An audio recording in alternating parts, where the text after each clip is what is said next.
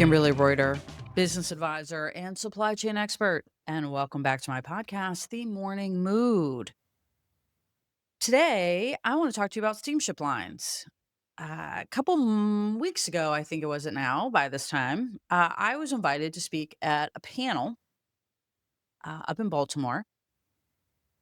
It was kind of an annual event for a freight forwarder broker up there. They have all their shippers and they have industry experts that come and speak to their group. I got invited to participate. I'm super excited about that. It's a company I've done a lot of work with in the past. We go back decades.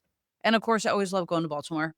So I was pretty stoked. And I knew that some of the people on the panel would be from the steamship line industry. And we had specific conversations about that, and that, hey, yeah, just know that there are people from the steamship line industry here.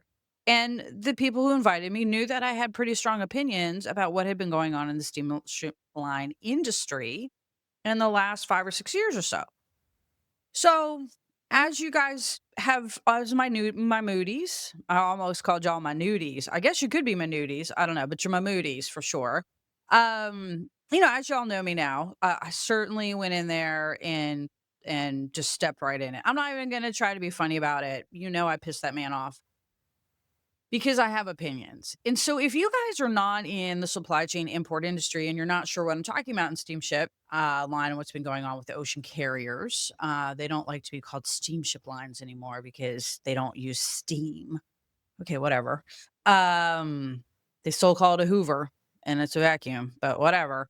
They actually became somebody got a little prickly about that, which is why I'm kind of harping on it. Because again, my whole where we're gonna go with this is that y'all forgot y'all had customers. So we're gonna jump to the punch there. So back to this meeting and what's going on with the steamship line industry. So since COVID, well, actually during COVID, actually let me back up a little bit more. Prior to COVID,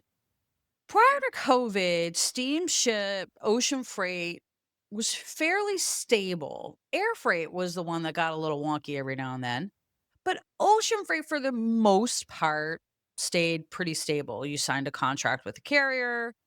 Some people did multi-year contracts. Some people did 1 or 2 year contracts. And the ocean freight stayed the same. The things that you negotiated were around fees, like bunker fees or fuel charges or terminal handling charges, things like this. And so they were small percentages as part of the overall ocean freight cost. So, as an example, and it's been a minute since they've been these numbers, an ocean freight container, a 40 footer, was 1800 and you could get a 20 for 700, bucks a container. That was pretty standard and it didn't fluctuate much from that, right? The ocean freight was the ocean freight was the ocean freight. Not a lot of negotiation, not something people, gave a lot of thought to. The big importers like the Walmarts, the Targets, the Amazons, the Fords, those guys, they cared a lot about their ocean freight costs because they imported a lot and it was a big part of their supply chain expenses. So they negotiated really great deals. Their rates never changed.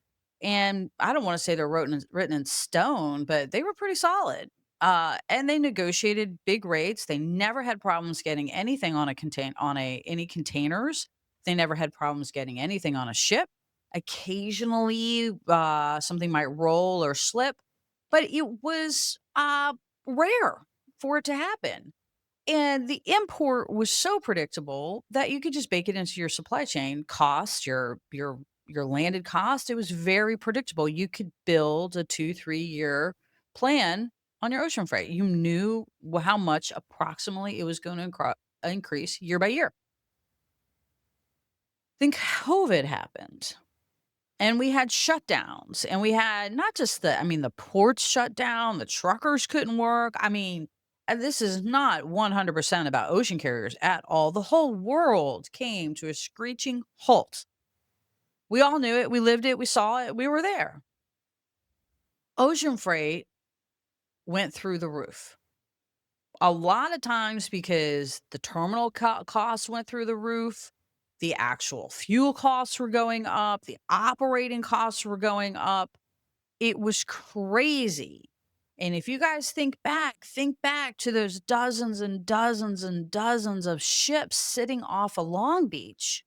Yeah, remember that? The news and just container ship after container ship after container ship trying to get into the country to get product to us. Now, by the way, we have the opposite fucking problem. Thank you very much. We'll talk about that another time. But containers were stuck in the United States. We couldn't get them exported. It was a shit show. And so ocean freight rates went from a steady Eddie, 1800 to 40 to $20,000. Yeah, I'm not shitting you. 20 fucking $1,000 for and in some cases even more. I saw numbers in the upwards of the $30,000 with all the inland to get it where it needed to go. $30,000 for a 40-foot container. In many cases, this ocean freight cost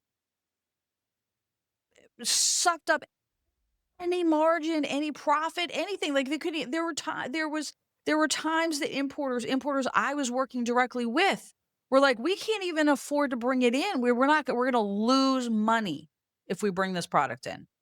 6 months ago, it was our biggest profit margin. Now we can't even fucking make any money on this thing.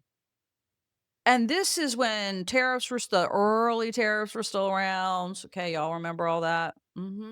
So we still had some tariff issues then, not like we do today. So, what happened? Well, my opinion is this. It's hard to walk away from a $20,000 price tag. That's just the way it goes. I mean, come on, y'all. How many of us have gone and gotten a big paying job, right? Got that big paycheck, hated the job, wanted to change jobs, whatever we wanted to do, and we just couldn't give it up for the money, right? Oh, you want me to work for that? I don't know. Maybe I'll keep this shitty job because they're paying me a lot of money. It's hard to walk away from that money, right? That's what happened. Steamship lines were like, wait a minute. We were making $20,000 a 40 footer. Now, we ain't going back to 1800. It ain't going to happen. That is my opinion. And so since then, what we have seen is a real shift in the ocean carrier industry. And I will say that some steamship lines have handled it more gracefully than others. I will not apply what I'm about to say to all ocean carriers. But I will say that the majority of the ones that I worked with, now keep in mind, I only get called in when there's problems, right? So people with excellent running supply chains don't talk to me. They don't need me. I only talk to supply chains that are in problem. So most of the carriers I was working with were not behaving nicely. And this is what we saw in the industry, and we continue to see in the industry post COVID. So after COVID, ocean freight rates started to level out as they should be because demand shifted, and there's all this carrier capacity that was added during COVID, and so of course we need to walk that back ASAP. Get all that extra capacity off the market so that we can start controlling the carrier ocean freight cost again. Now, to some extent, I mean, they were managing it before. I don't want to call controlling it. They were managing it before, but now they really understood what they could accomplish.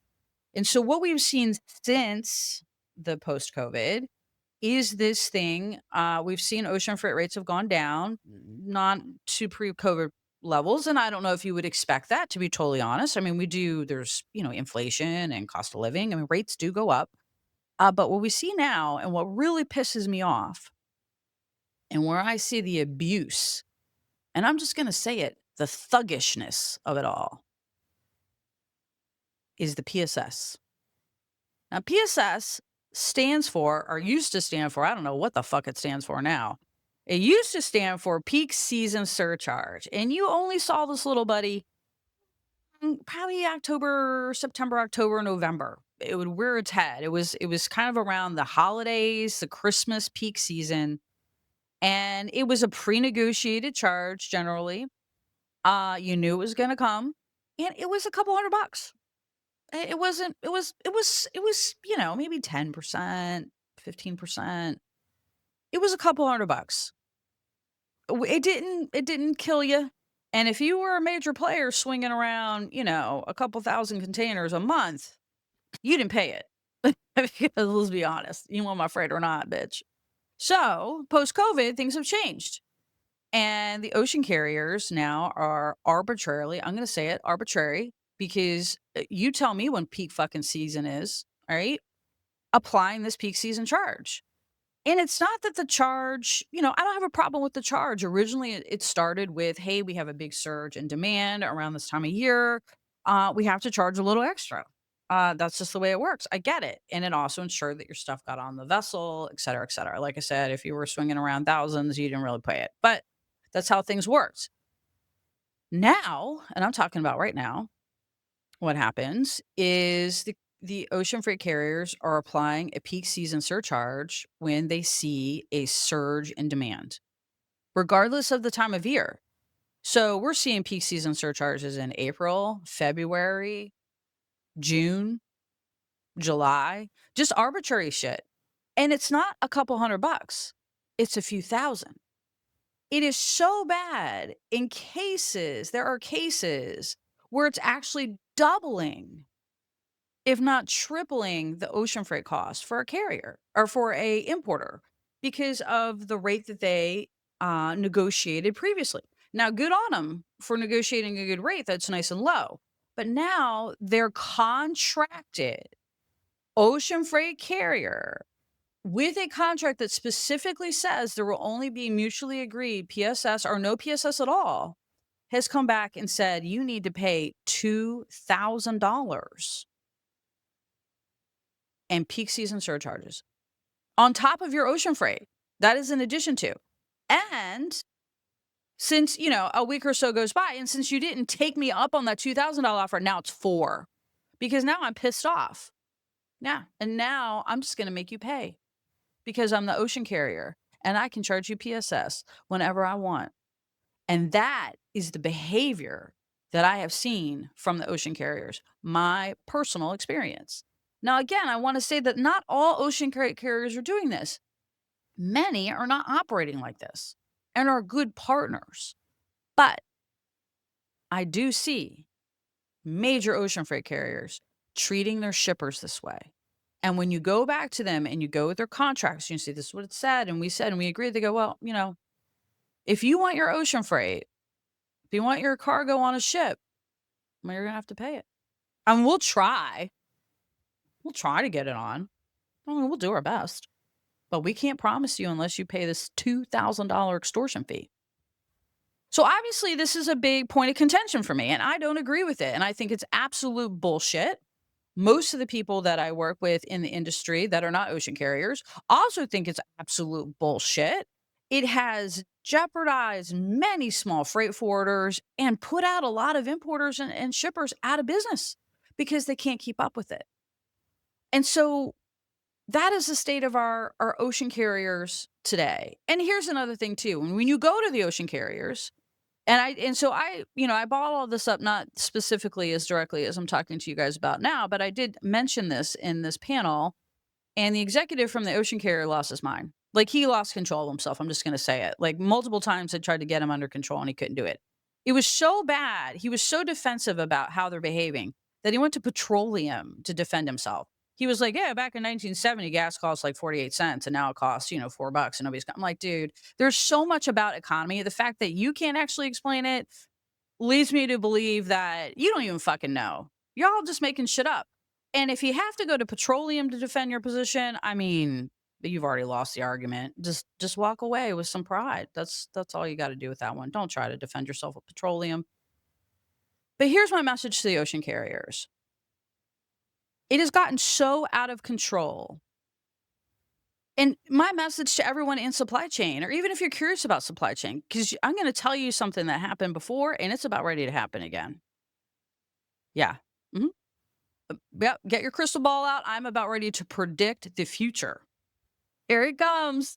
A Kimmy Keeper. We used to call these on Supply Chain Now. So here's the thing About 15, 20 years ago, FedEx, UPS, and DHL behaved very similarly to the ocean freight carriers. Yep.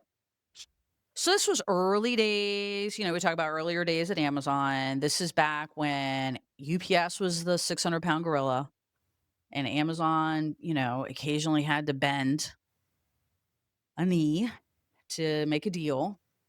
But this is back when those guys really kind of controlled the field, right? They were it. And so they had a tendency to be a little abusive with their rates. And they would try to wield, their big dick around and how they could charge us and charge that. And if you don't want to pay it, that's fine. You don't have to pay us. Good luck finding someone else to move your freight. And that's how it kind of went for a while. I don't know how long it went that way. I mean, let's say 5, 7 years, maybe. Not long. Because anybody who knows Amazon and who's been listening to this podcast knows that Amazon did not let that shit happen for long. So we kind of, that's how it was. And that's kind of how everybody behaved until, yep, the little gorilla became the big gorilla. That's right. Now, if any of you have been following anything that has been going on with the UPS, FedEx, DHL carrier networks in the last 3 years, 4 years, even 5 years, especially with UPS, because UPS became Amazon's number one carrier partner. And as we know, that bit them right in the ass. Took off a whole cheek, I'm gonna say. That one they lost a whole cheek on that one. And we know now how that happened. So this is what I'm telling y'all if you're listening. This is what's gonna happen to the ocean freight network. Everybody's walking around like they own it. You can't live without me. What y'all gonna do? I'm gonna tell y'all what we're gonna do. They're gonna start building their own steamship lines. I predict that Amazon will have a private steamship line operating their own carriers and their own port in the next 5 years, if not sooner. Walmart will do the same thing. They will privatize this shit. These importers are importing so much of their own freight that they can actually afford to run their own carrier network if they chose. And guess what they don't have to deal with? Ocean carrier bullshit. No PSSs. Now, companies like Amazon, who have traditionally been very anti union, may have some issues with trying to get a port operating around the ILW and all of the other stevedore and ILA unions who typically manage all of our ports here in the United States.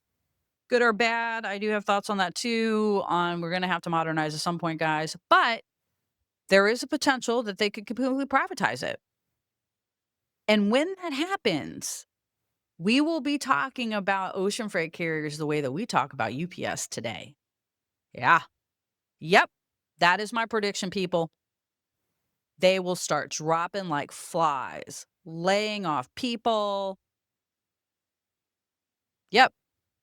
Harboring ships, cutting capacity, because the biggest importers in the world, I'm not just talking about the United States. Let me just also be clear about this. This is happening worldwide. This doesn't just happening in the United States. And when I'm talking about a Walmart or an Amazon building their own carrier network, I'm talking about worldwide. They're going to do it worldwide, okay? Not just for the United States. And all of these ocean carriers who have been out here being extra greedy and shitting all over their shippers and their customers and doing their thug mentality. If you don't pay it, you're not going to get your stuff booked. You know what? You're going to be eating humble pie because you're not going to have any capacity because they privatized it. It is written on the wall. Wake up, fucking read it. This is what happened to UPS, DHL, and FedEx, specifically UPS. FedEx and DHL were smart enough to keep them at arm's length and get gobbled up. But when those carriers, those last mile carriers could not meet Amazon's demands, their performance requirements, their price points, and their speed, they built it on their own. And there's nothing stopping them from doing it again with an ocean carrier. Nothing. They actually own all their own containers already. They're already ready. So if you're an ocean carrier out there and you think you got the world by its balls, you're going to be sending the UPS story here soon. Never forget your shipper. Never forget your customer. And it's great that y'all figured out how to make some money, but you better stop lining your pockets because somebody's going to come eat your lunch. All right, my Moodies, that is my supply chain message for today. Obviously, a hot topic. I'd love to hear what you have to say about it. Peace out.